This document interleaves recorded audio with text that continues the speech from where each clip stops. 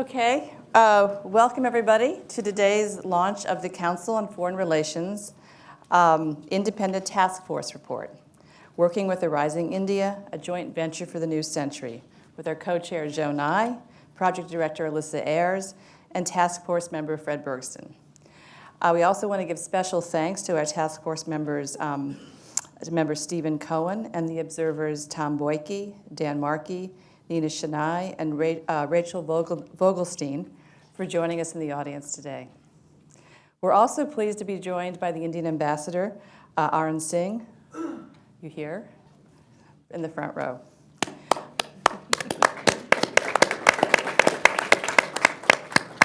I'd also like to welcome the Council on Foreign Relations members around the nation and in the world participating in this meeting through live stream.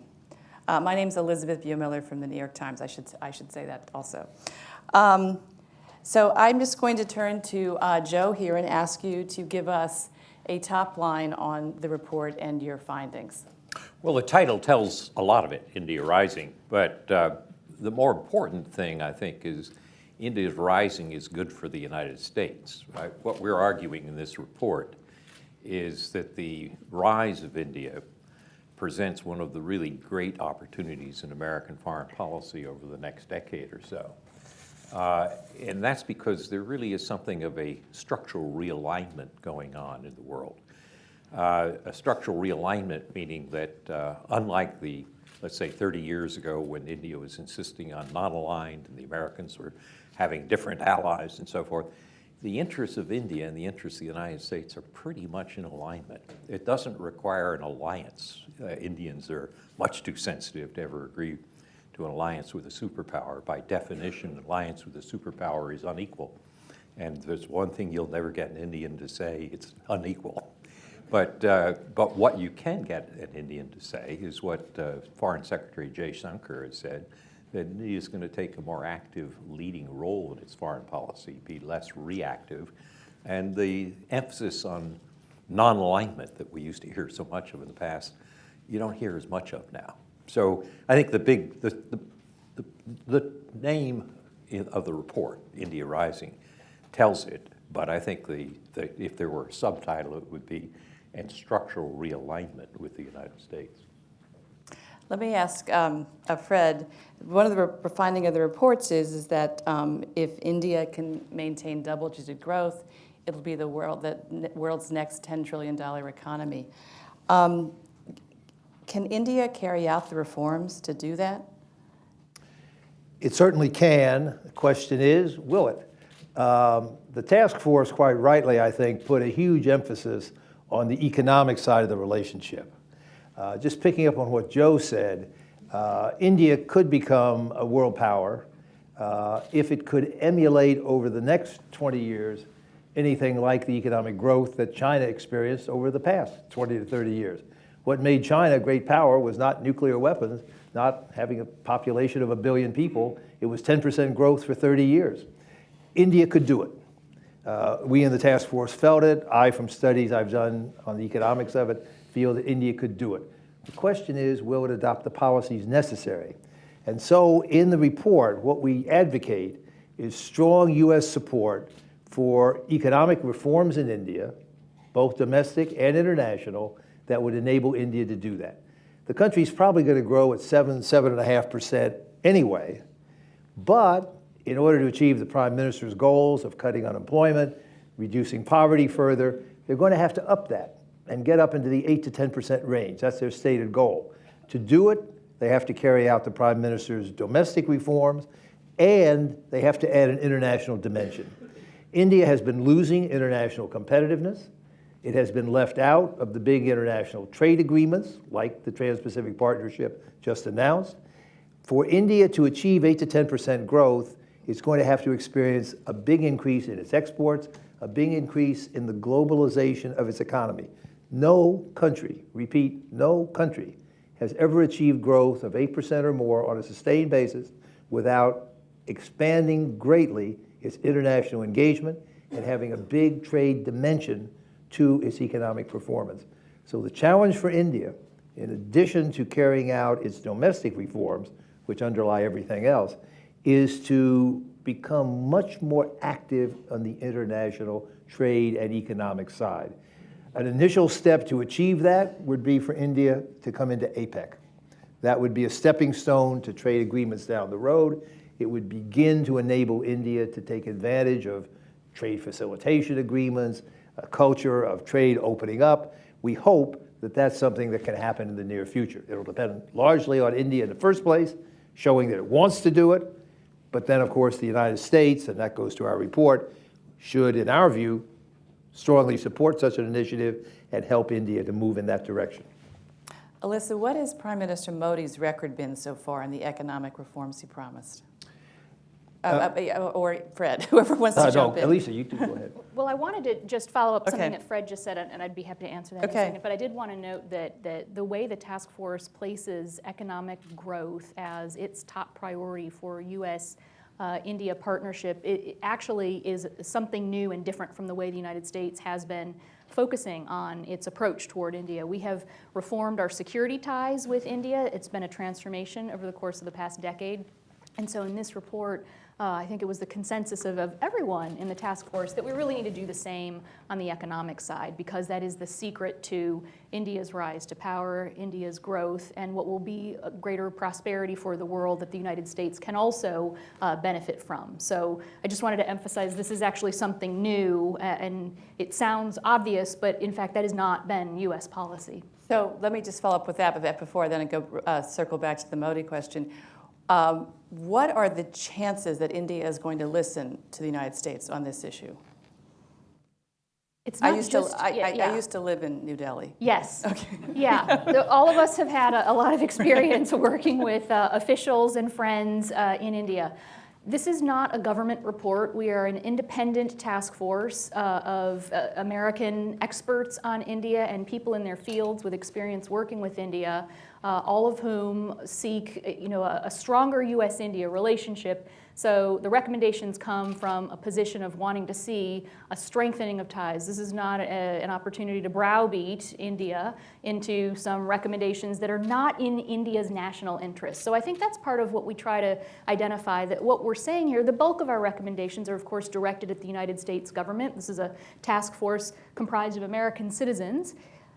But we also have a couple recommendations for the government of India and for Indian political leaders as well. It's not just the government in India, it's also the opposition, because the opposition has shown its ability to stymie processes in parliament. And for India to attain that 8 to 10% growth, there needs to be a little bit more multi-party consensus on the kinds of economic reform and opening that will help the country achieve its own ambitions. Elizabeth, I'm optimistic for sort of objective economic reasons. And let me give you two numbers that suggest why. The Trans-Pacific Partnership has now been negotiated, and it's going to expand substantially. There are a whole bunch of major countries already lined up to get into TPP. Korea, the president of Indonesia, when he was here 2 weeks ago, indicated they want in. The Philippines wants in. Thailand wants in. So if we look out 5 to 10 years, what we can envisage is a TPP that includes most of the Asia-Pacific region. We've done a big study at my institute that suggests what that would mean for India. If India stays outside that grouping, it will lose at least $50 billion a year of exports. Its growth will be dampened. Its international competitiveness will be hurt further. If, on the other hand, it joins the TPP, is able to do so, undertakes the reforms that enable it to qualify and join, its exports will increase by $500 billion annually once the whole thing is phased in over a 10-year period. This would be a huge boost to the Indian economy, India's role in the region and the world. It would enable it to get up into that 8 to 10% growth range. That is fruit that is hanging out there. I won't say it's low-hanging because it requires some important changes in Indian policy. It requires the rest of the group to welcome India in. But it is a tremendous opportunity, a tremendous incentive, I would say, for India to move in that direction. And I find it hard to believe that India will, A, want to take the losses, which would occur if they don't join, but B, take those opportunities to get a step change, an enormous historical transformation in India's growth rate and therefore its world role. We agree, I mean, Fred and I agree, and Alyssa, but it's worth noting when you open the report that right about the first or second page, it says there are two Indias. And this report is very bullish on India, but it's not Pollyannish. And one of the things that's important to note is India is about to pass China as the most populous country in the world in the coming decade. But if you add all those people and they're not educated, you're adding a liability, not an asset. And if you look at literacy now at 75% and women's literacy at 65%, we're not going to make the progress we need even if you join TPP within a decade, unless you also deal with those issues. So India's got, and those are not American problems, those are Indian problems. So the report is pretty clear on saying that, look, there are things that are holding India back that India has to do something about.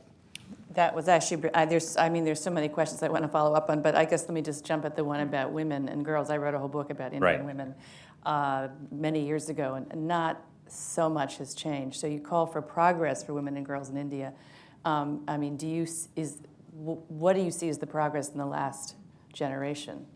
Well, Prime Minister Modi has said the right things, but it's not clear by the statistics that much has happened. But Alyssa, you're an expert on this. Why don't you? What progress have we seen? So, one of the things we actually took up as a finding, not a recommendation, because there isn't so much the United States can do about such an important domestic issue. Right.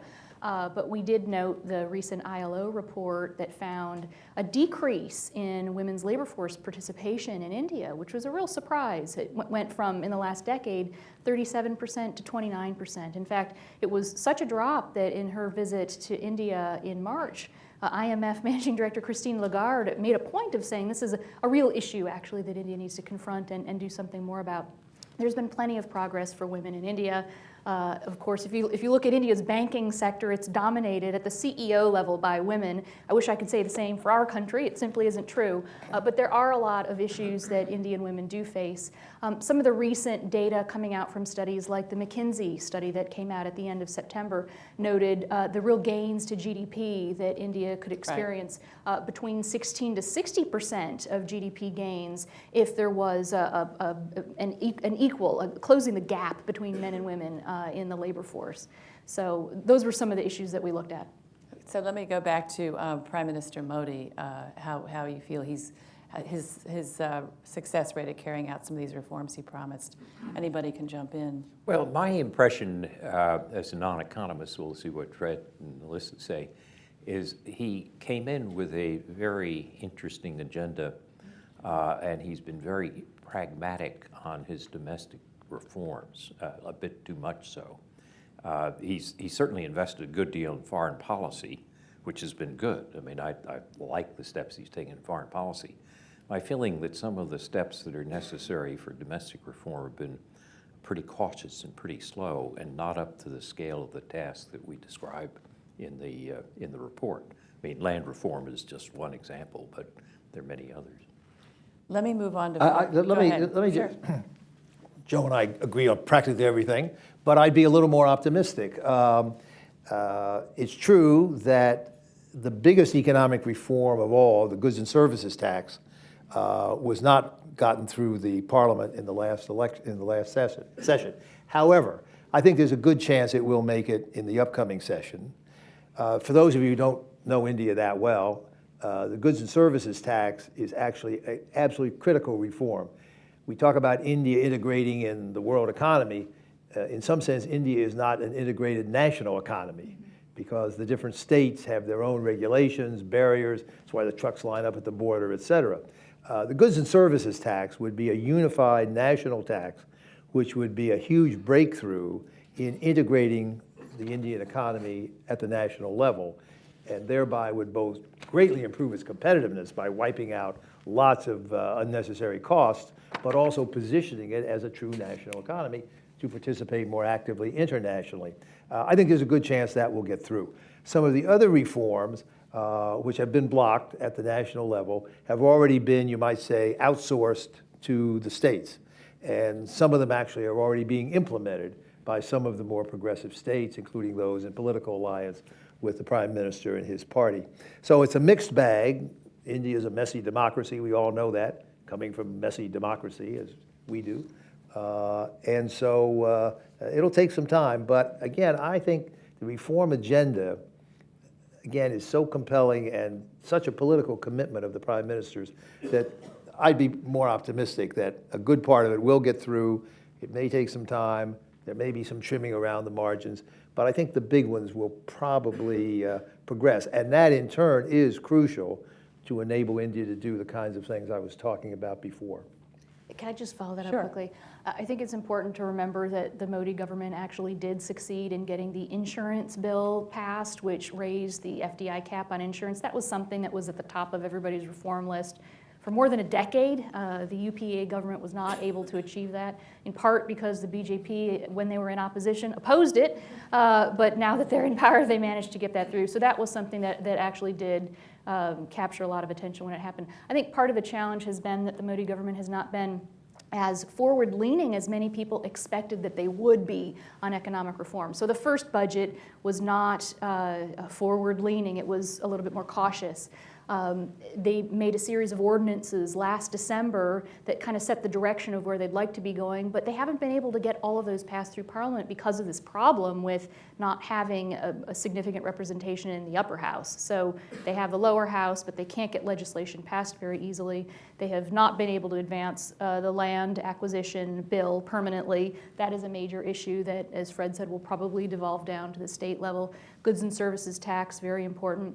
They haven't done enough on taxation. That remains an issue that a lot of global companies have had trouble with. And that has been a little bit of a problem for the image of the government because, of course, on the campaign trail, they talked quite a bit about ending tax terrorism and making this a friendly place to do business. But FDI is now up in India. In a report about a month ago, India is now the #1 global destination for FDI. It's up, I think, more than double as of midway through this year than it was last year. So that is an indication that some things are going really right.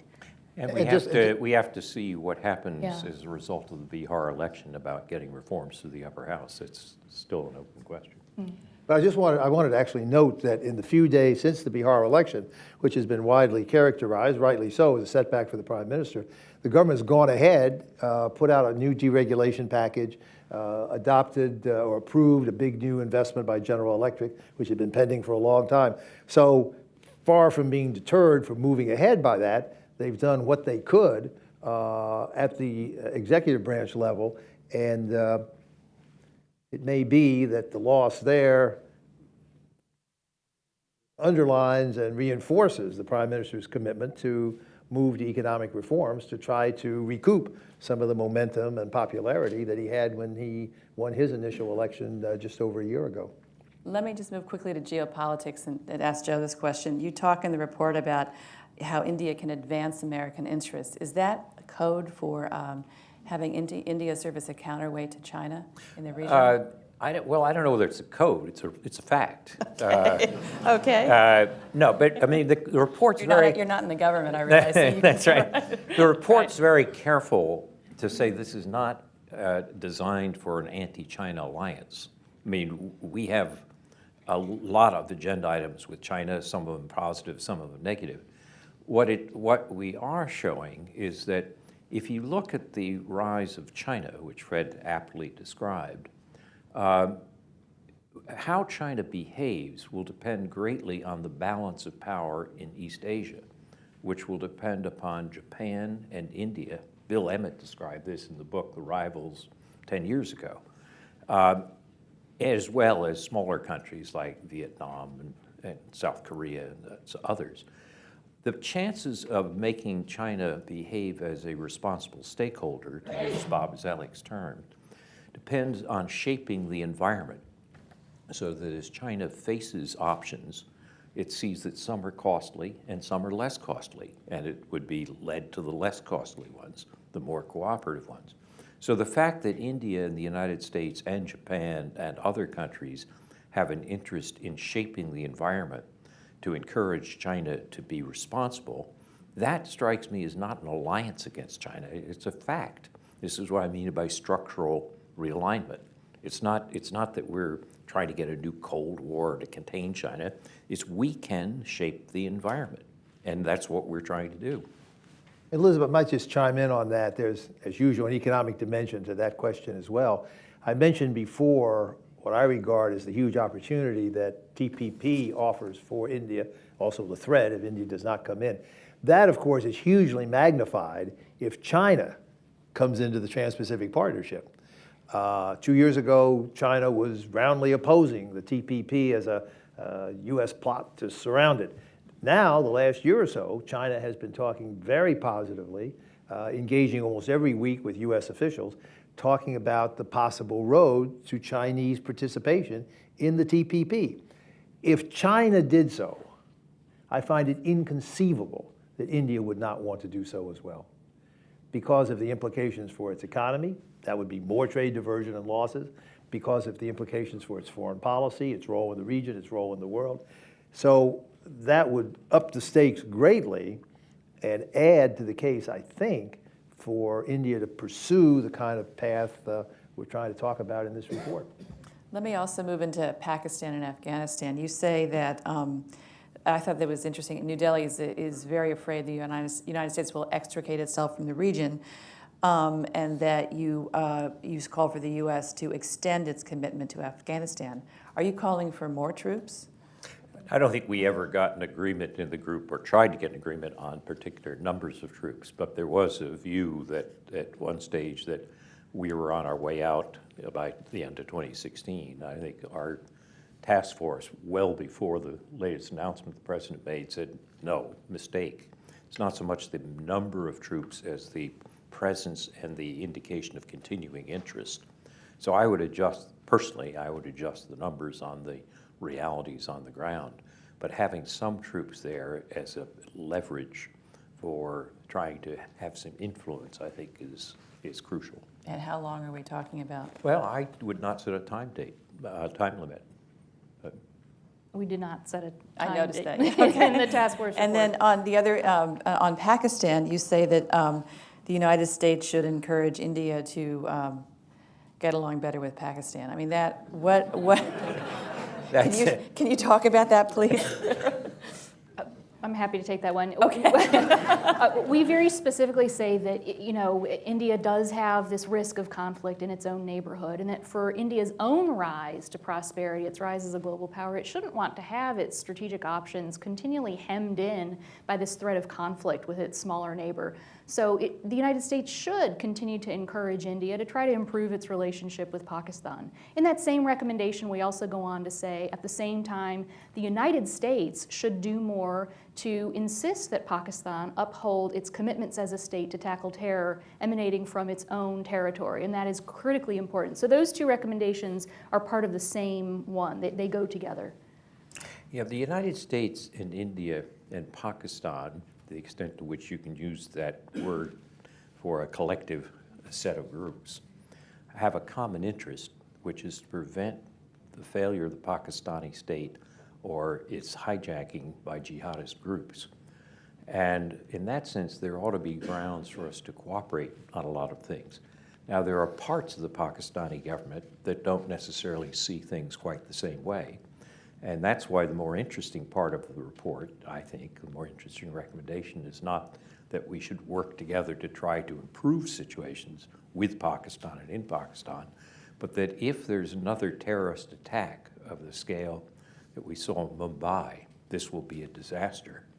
And that if we see that the Pakistani government is giving Lashkar-e-Taiba and other groups free rein, which might bring about such a risk, we should stop selling arms to Pakistan. That is to say we should cooperate and get India to have better relations with Pakistan is like, motherhood and warm milk or whatever. But to say that we should not sell arms to Pakistan if they don't get a hold of Lashkar-e-Taiba, that has teeth. We have threatened to cut off funding in the past and Well, have temporarily, but it's a Some long haul. F-16 shouldn't fly. Well, on that subject, you also say that the United States should invest more in India's security. What do you mean by that specifically? More weapons? more joint military exercises, technology? What are you talking about here? Well, we already have joint exercises. I mean, Malabar is an important naval exercise we do together. We have greatly advanced the India co-production. When I was in the Pentagon in the 1990s, this is a tale slightly out of school, I was chair of the U.S.-India Joint Military Commission, and my instructions were, don't do anything. I'm simplifying, but the basic, those were the days where you had the so-called hyphen. You didn't do anything for India, you couldn't do for Pakistan, and it meant you couldn't do much of anything. That's totally gone. The hyphen has been dropped. The idea of co-production with India is now very much in the forefront. India is purchasing more American systems, so I think there really has been a change there. We do, I think all of us felt that the secular trend in deepened strategic and defense ties between India and the United States has been very, very positive. And so we do note that these positive trends should continue. Where we emphasize the need for a little change was in increasing the importance in priority level of counterterrorism and homeland security cooperation, which has begun well with India, but really not gotten to where it could be potentially, particularly on an issue that's so important to both countries and where we do really have a common interest. Before I open up to the audience, let me just ask one last question on climate, which is really big right now, because as the world heads to Paris at the end of the month for this climate summit. India has set forth a plan, but it's requiring a great deal of money, and as you know, there's an issue about less developed nations requiring the developed nations like the United States, which India argues has been polluting for years and years and years, that there has to be some sort of compensation. What do you make of India's climate plan, and what more needs to be done before it'll be sort of workable in Paris? Is that one for Go me? ahead, yeah. So there are kind of two pieces to cooperation between the United States and India on the climate set of issues. In one of those pieces, the area of renewable energy, that cooperation is going really, really well. That's one of the leading edges of cooperation between India and the United States. So that should continue, and we do address that. In fact, this has been very, very positive. What has become more challenging is where we have differences in the multilateral negotiations. And so part of what the group talked about was the importance of the United States continuing to press our view. It is a U.S. view that India should be doing more to try to put a cap on its emissions at some point. Realistically, we have not seen any indication that India is willing to do so, and as far as I can tell, that seems to be a belief that's held across political positions in India. So there are things that the United States could do to be more helpful to India's emissions process. One of those would be to try to provide more cooperation at a technical level on work towards clean coal. There's no indication, looking at every scenario going out for the next several decades, that India is going to be decreasing its use of coal. In fact, that's going to continue. So why can't we do a little bit more to help try to make that less emissions intense? So that's something that we recommend. We used to have a U.S. policy, our international energy policy, where we used to try to help countries on this. We no longer really do so. That would be something where we could try to make a difference in India's needs, where we already clearly have a major difference of opinion. Let me just follow up. I mean, so far in India, there's not been the domestic unrest over climate that there has been in China over the state of the air in China. Is there any sign in the next decade or so that will happen in India? I would not be surprised to see more people speak out more vocally about the problem of pollution. You're now seeing it in India's major cities. Delhi is one of the worst hits. Delhi now Recently, it was worse than Beijing. Right. Exactly. It's But really there doesn't seem to be the kind of domestic pressure on the government that there is in China. not yet, but I just can't imagine that in such in a democracy where there are so Right. many NGOs and so much citizen activism that you wouldn't start to see over time more people saying we want to raise our children with cleaner air, a clean environment. We want to have a place that's healthier for all of us. Okay, so with that, I will invite members of the audience to join in the discussion. So please wait for the microphone, speak directly into it, and please state your name and your affiliation. And please keep your questions to questions. This is Washington, I know, but please make them questions. Yes, right here.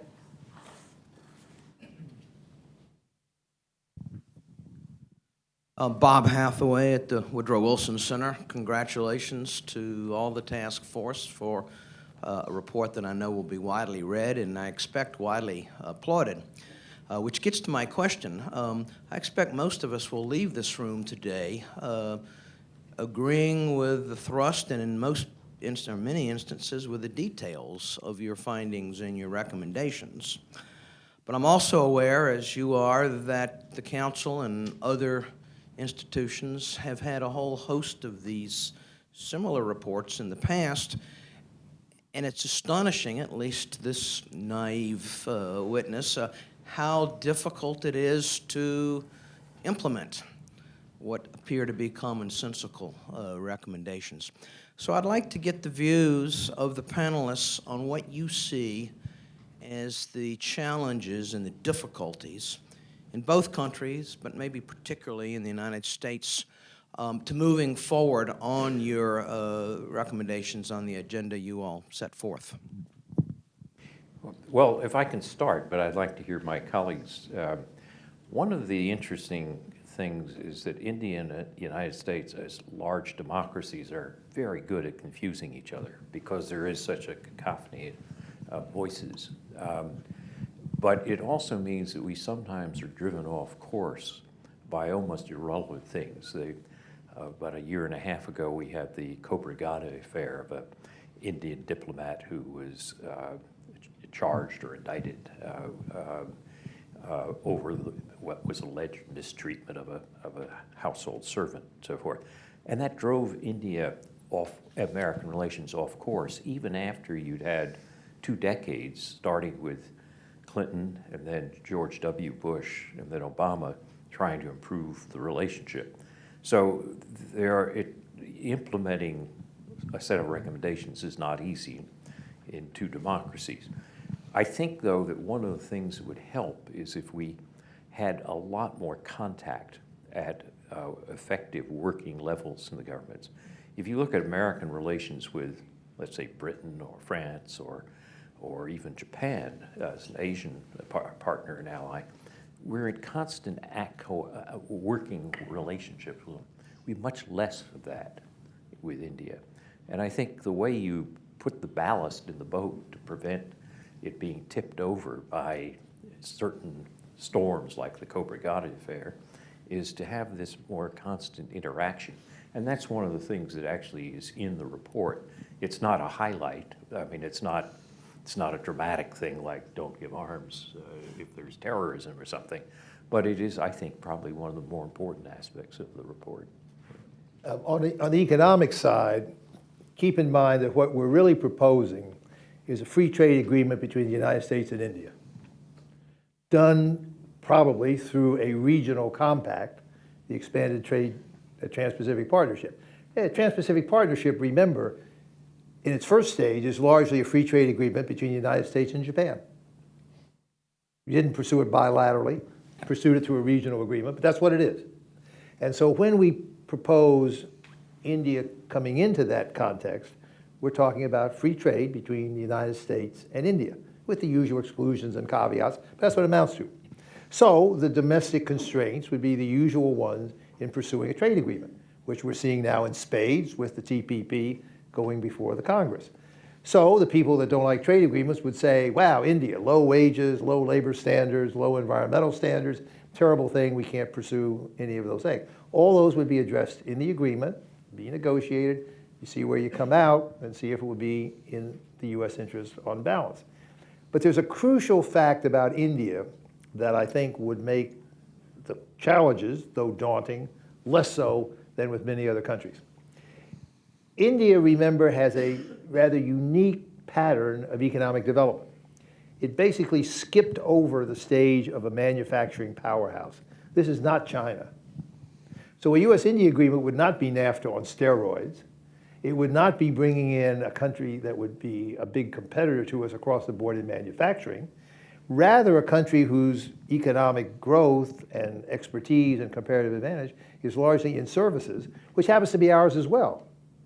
So in the more detailed economic study of all this that I've done and we've done at my institute, it looks like mutual advantage We might even do a services-only agreement to get the thing started because we're both services exporting powerhouses. We would not, repeat, not have to worry about a big loss of low-wage manufacturing jobs because that's not India's thing. In fact, India's going to try to do more manufacturing. The Prime Minister's Make in India strategy suggests that India ought to do more in that to get its growth rate up. But this is not China. This is not even Korea. This is not Indonesia. This is not a country that's got a lot of manufacturing stuff that would cause big worries on the job front here. I don't mean to minimize the challenge. Any of this is going to be difficult, particularly in the current context about trade policy here in this country. Remember that any expansion of the TPP to include India, other countries, is at least 5 years out. This is not immediate. That's important in terms of what India can contemplate, in terms of making itself ready and prepared to join. It's also important in terms of our domestic politics, give it a little time to digest the current agreements and kind of let that simmer and adjust through our economy. But I think, interestingly, India might not be as big a problem as people might reflexively fear. But again, just to underline, even to contemplate this seriously would require big reforms in India. Big changes in their policy, the domestic agenda by the Prime Minister, going beyond that in some cases, and certainly a change in its policies toward international trade and investment that would provide credibility that it did want to move significantly in the direction of more integration with the world economy. As I said, I think the cost-benefit analysis for that is so overwhelming that India will increasingly move in that direction.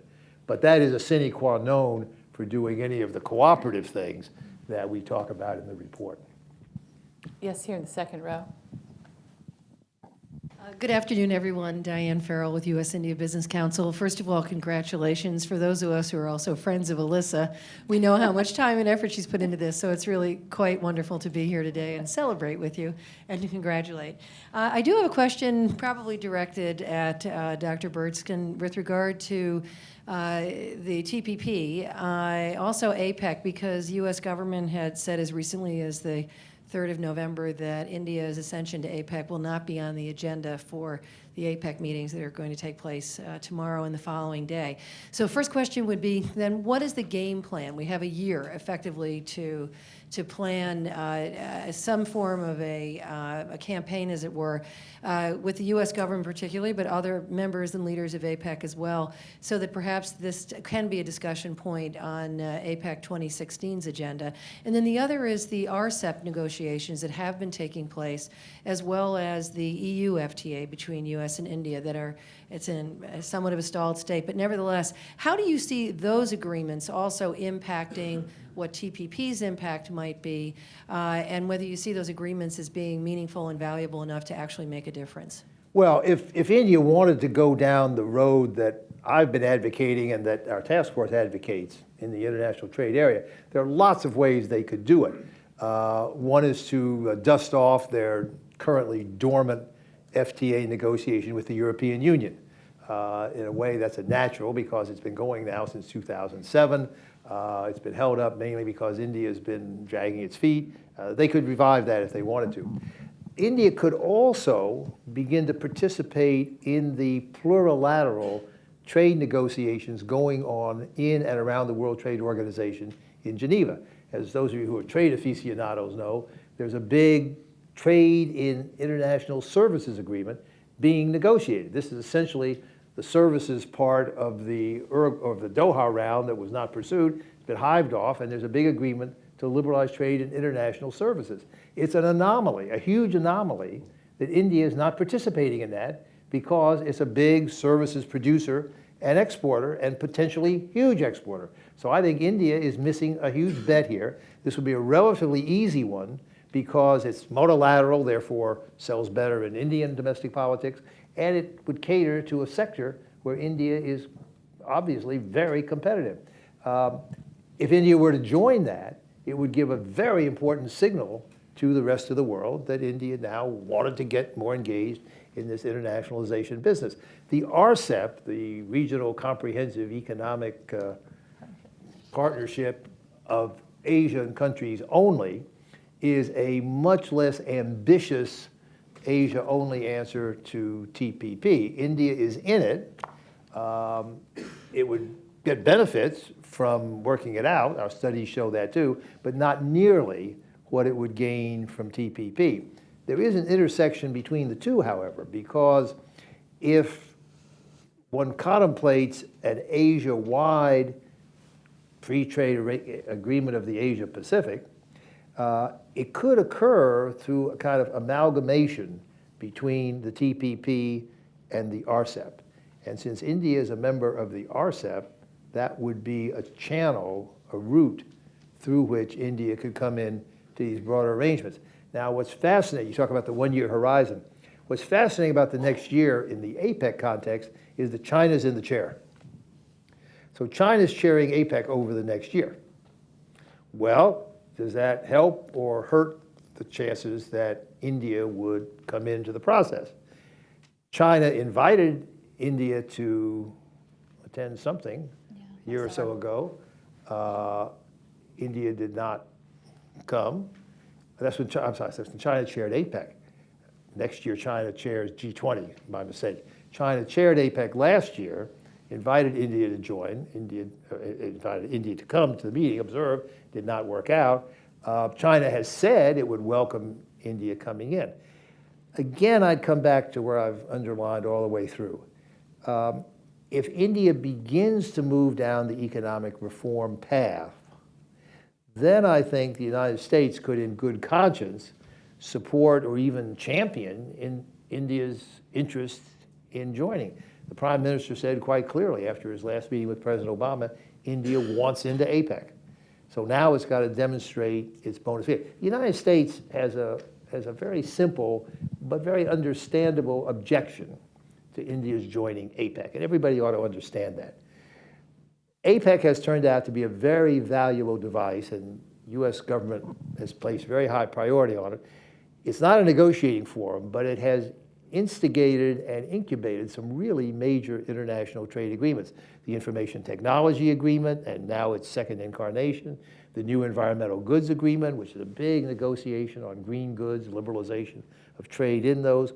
Those things were started in APEC, and the U.S. government has feared that if India, with its tendency to block international trade initiatives, might have put the kibosh on that kind of thing in the past, and wants an assurance that if India came into APEC now, it would not do that. Indeed, the hope would be to the contrary. It would support initiatives of that type.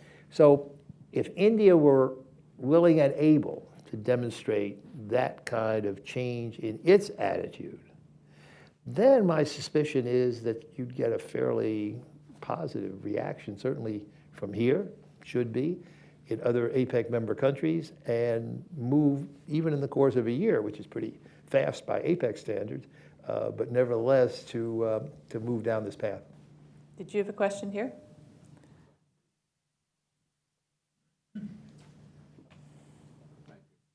I'm Lansing Lee from the law firm of Squire Patton Boggs, and again, I want to add my thanks to all of the panel for all the great work that you all have done.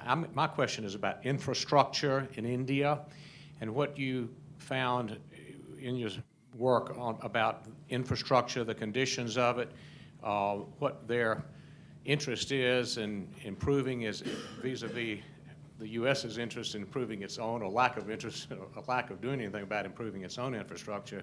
But what did you find about India and its infrastructure? I saw something on the internet the other day about with the trains and the rail and people hanging off the side of the trains and up on the roofs and all that sort of stuff. And they're talking about improving the rail system, which was a massive multi-billion-dollar operation. So anyway, just in general about infrastructure is the question. Well, in one word, appalling. But Alyssa, why don't you?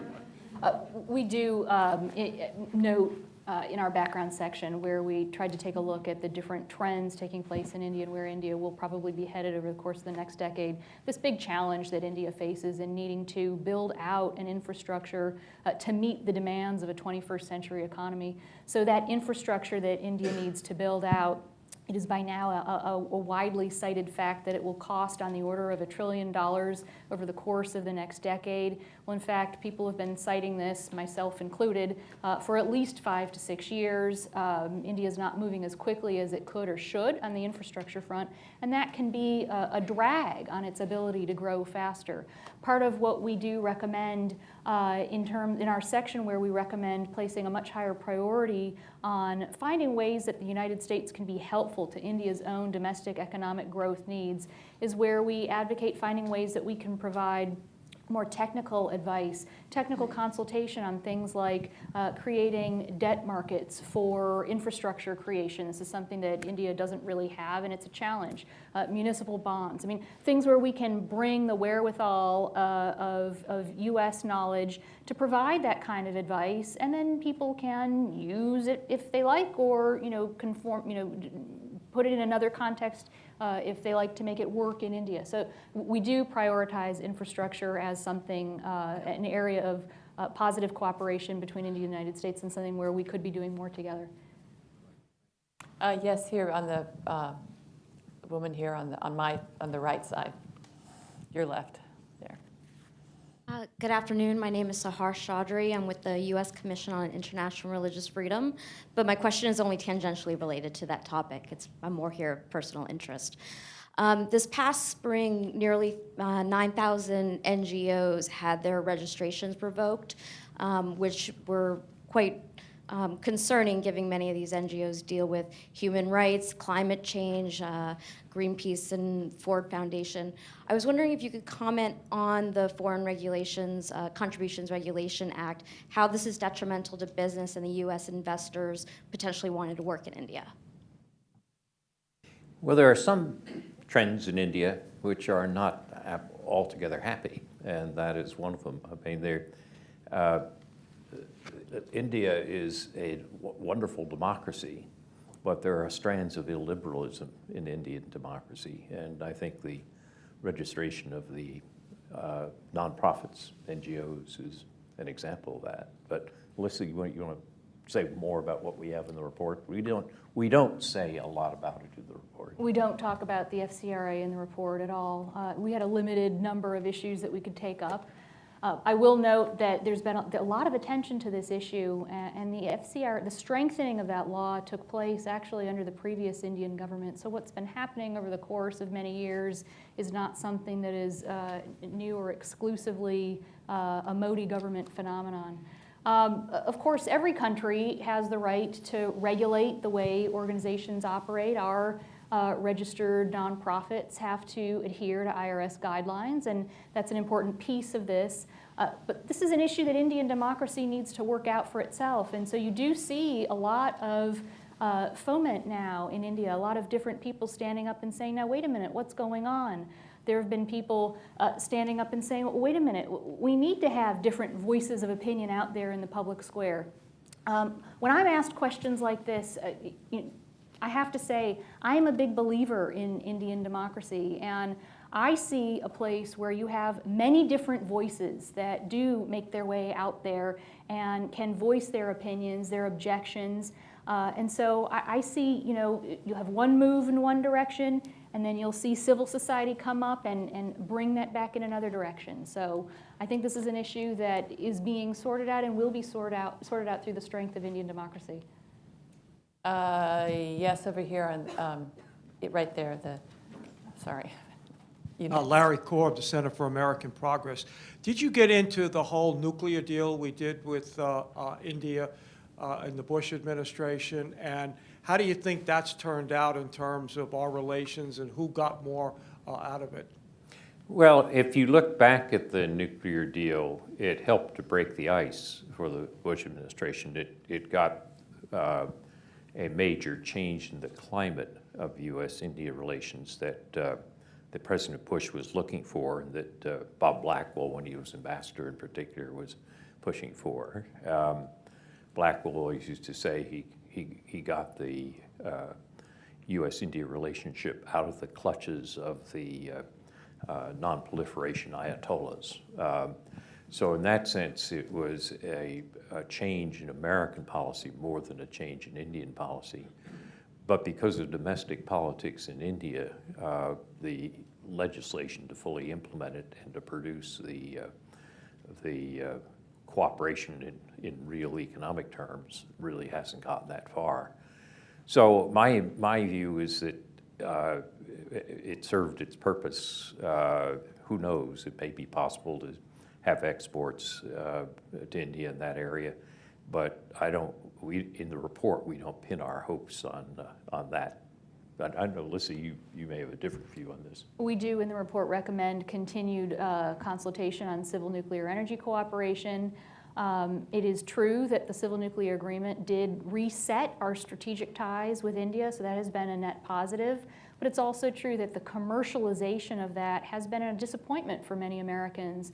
And so that's an area where I think you said, that's an area that's important to American members of Congress who changed US law in 2008. And a lot of people kind of look at that and say, well, wait a minute, how come there aren't any American companies who have been able to set up nuclear reactors and work with Indian partners on providing civil nuclear energy? So I think that's an area that we do need to keep out there as one for discussion. There was an announcement at the Republic Day summit that a certain definition of India's liability law would help provide avenues for non-parastatal firms to be able to operate in India, meaning private companies like in the United States. So far, that hasn't happened yet. We'll have to continue to see how that unfolds. This is the other interesting thing happening is to see what's been happening with the overall pricing on solar energy, which is now starting to become a very viable competitor to the price of nuclear. So I've seen some reports saying that over time it may end up being the case that solar becomes much more competitive. And so that raises questions about the huge capital costs of building these large reactors. But that's sort of a new thing happening now. I would mention one other dimension or one other implication of the nuclear agreement underlying something Joe said in passing. The nuclear agreement was a game changer in terms of the U.S.-India overall relationship, its security dimension, its political dimension. Paradoxically, the economic dimension has lagged and has not experienced a similar game-changing occasion. So as we thought about it in this report, with our emphasis on the economic side of the relationship, the importance of the economic dimension for India's future, we looked for something similar. And the idea of moving toward essentially a U.S.-India free trade agreement, probably done through a regional framework, as I've described, commended itself to us. We'd like to see something on the economic side that would be equally dramatic, equally substantive, equally game-changing to what an earlier team worked out, including you, on the security side, to try to bring the overall relationship to the level of priority in overall U.S. foreign policy, national security policy, that the task force felt was really the centerpiece of what we wanted to see. This gentleman back here, right there, yeah.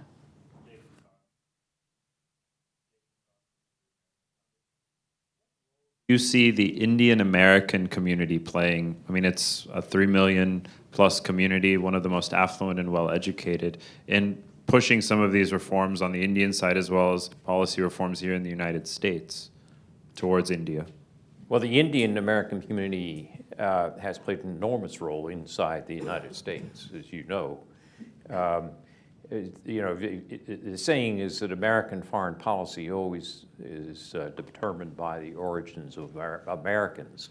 And as you have more people well-placed who have their origins in India, it has had an effect on American foreign policy. So that, I think, is natural and good. But the interesting question is the reverse side of it. Will the diaspora change things back in India? What's interesting to me is that when Modi travels, he travels to the adulation of the diaspora. We saw this both in his visit to the United States, but also in his visit to England, to London. And the interesting question is, how does that play? I mean, presumably he's not doing that just to please the diaspora. He's doing it to reverberate or to echo back home. And how effective that will be in Indian politics is I think, a good question, interesting question. I don't know, Alyssa, how How powerful is it? Well, just to quickly follow that up, you've given me an opening to talk about one of my favorite statistics because it shows the distance where we still need to grow. In the report, we do talk about the important role that the Indian American community has played in becoming more visible politically at ever higher levels of accomplishment and keeping India on the political and economic agenda for the United States. But we also looked at a series of data that different surveys have come up with. The Chicago Council on Global Affairs has done a long-running survey where they ask a question about the warmth that different Americans feel towards different countries, and they've been doing this for decades, so we could compare that. Where India falls on that survey was at a 53. It's a 1 to 100 scale.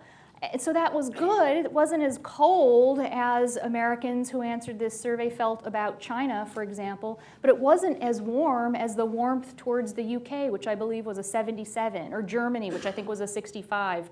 So we sort of looked at that data point and said, well, you know, there's a long way to go on that end. And we also noticed some of the data. In fact, there's the new iteration of the Institute for International Education's Open Doors survey just came out yesterday. We looked at that data too and made the observation that despite the fact that we do have this very strong Indian American community, the fact is that the number of Americans going to study abroad in India is really, really low. It's quite embarrassing. There are more than 100,000 Indian students studying in the US, and that's been the case for pretty much the past decade, but it hovers around 4,500, the numbers of American students who go to study in India. Now, of course, there's a difference in overall population size, but something like 36,000 American students per year go to study in the UK. There's nearly twice the number of American students who go to study in Costa Rica or go to study in Ireland than go to study in India. So we kind of looked at that data too and said, well, you know, we'd like to see these numbers be much higher. That would put India much more on the American imagination radar screen in a much more prominent way than at present. So we also saw that as an area for improvement. But could I just add quickly on that? But it reinforces the point that I make. If this is going to be a major foreign policy interest of the United States, we've got to have much more contact at all levels, whether it's students, diasporas. Brent Scowcroft and I have been chairing a U.S.-India Aspen Strategy Group dialogue since 2002. And it's interesting, just the more you see of these contacts back and forth, the more you get to have some understanding in the relationship that really hasn't existed in the past. We have time for one more question, and before I take it, I just want to say, just remind everybody this meeting is on the record. It's been webcast. I know. It's been told to say that, just so you know. This gentleman here, you've been very persistent, right? Right. Or patient. Yeah. Persistence pays off, I guess. I'm Ray Vickery from the Woodrow Wilson Center. I understand about what India needs to do in regard to changing this policy, opening up that, and so forth. I hear a lot less about what the United States needs to do. And going back to the civil nuclear deal, that was a change basically in American policy, American law, which caused the breakthrough. Now, India has a whole list of things in regard to restrictions on technology exports, H-1B visas, totalization agreements, and so forth. And my question is, did the group give attention to what it is the U.S. can do, and are there any specifics that would help in that regard? We do mention those, sort of that list of contentious issues, but that's not where you're going to change the relationship. We use a term called joint ventures, where we say there are some areas where we and India have common interests, and we ought to really move on those. One of them is in the cyber realm. When India changed its position at the ICANN meetings in South America last year, that was a big change in terms of alignment with the US, Brazil, and Europe, as opposed to China and Russia, who have a more authoritarian view of internet governance. There's an area where the two countries really can have a joint venture. Public health ventures are another areas where you could have more. So we were not focusing on the traditional list of complaints, which you enumerated, though they are mentioned in the report, but asking where can we find some new joint ventures. Let me just follow that up. I mean, Ray, I want to make sure that this is very clear. This is an independent task force of American citizens. So the great bulk of our recommendations here are directed at the United States. From the concept, reconceptualizing the way we think of our partnership with India as something more akin to a joint venture, and a term borrowed from business. That is directed at Americans, in part, actually because we tend to look towards India and this great relationship between democracies as something that should behave like an alliance. But India is not seeking an alliance from us. So our top recommendation is to kind of recalibrate the way we're thinking about these ties with India, so we are much more focused on what's achievable, and we don't end up with disappointments when India's view of Russia isn't the same as ours, which it's not going to be. But as Fred and as Joe said earlier, the way we placed as our top priority in that collaboration of joint ventures, the need to raise the priority of economic ties. We have many recommendations for what the United States needs to do on that front. And even having that would be a major shift in U.S. policy toward India. So we do have some recommendations for India here, but it is mainly directed at the United States because we are American citizens, and we wanted to say what we felt we could be doing in the United States to further our ties with India. Let me just add that you quite rightly mentioned 3 of India's major asks of the United States in the economic area, and we do look at those. I've studied those elsewhere. In economic terms, it would make great sense for the U.S. to liberalize on H-1B visas and, in fact, on totalization. But there are political hot-button issues here. They cause big problems in the Congress. It would require a major political push by a president to overcome those and accede to India's requests. India, to put it mildly, has not given the U.S. an incentive to do that because it's not been willing to put its own sensitive barriers on the table and get into a negotiation of the type we're talking about. At the end of the road that we are proposing here would be an agenda that would include those items. And it would be tough for the United States to make concessions on them, but they would have to be on the agenda if India made its own liberalization initiatives of the type we're talking about. It would then open up the chance to achieve its objectives, and the U.S. certainly ought to be willing to put them on the table. But again, just to sound like a broken record, this is going to require, in the first instance, India showing some significant changes in its own trade policies. If it does that, then I think all this becomes possibility. Thank you all very much. And thank you to our panelists. To Alyssa. Thank you.